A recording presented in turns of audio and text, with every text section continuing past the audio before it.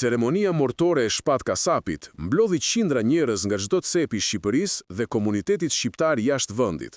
Megjithatë, ndër të pranishmit, ai që ra më shumë në sy ishte Gjesti, miku i tij i afërt dhe bashkëpunëtori në disa projekte muzikore ndër vite.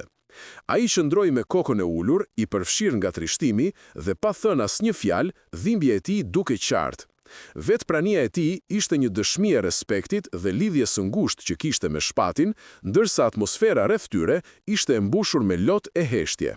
Gjesti mbriti pak përpara nisjes së kortezhit dhe u prek thellë kur pa arkivolin e shokut të tij të mbuluar me flamurin shqiptar.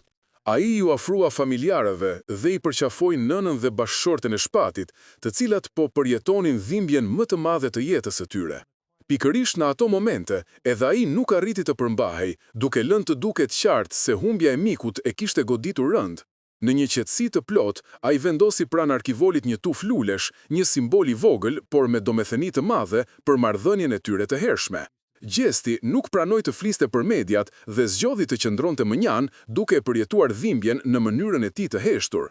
Sipas atyre që e pan nga afër, shikimi i tij dukej sikur mbante një peshë të padukshme, si të kishte mbetur diçka e papërfunduar mes tij dhe Shpakit. Gjatë procesionit, ai e ndoqi arkivolin hap pas hapi, i rrethuar nga artistë dhe miq të tjerë të estradës shqiptare. Ndonse zakonisht njihet për energjinë dhe humorin e tij, këtë herë Gjesti duke i tërhequr, i menduar thellë, i tronditur nga realiteti i hidhur. Thuhet se ai kishte komunikuar me Shpatin pak ditë para vdekjes, gjë që e kishte bërë edhe më të vështirë ta pranonte humbjen.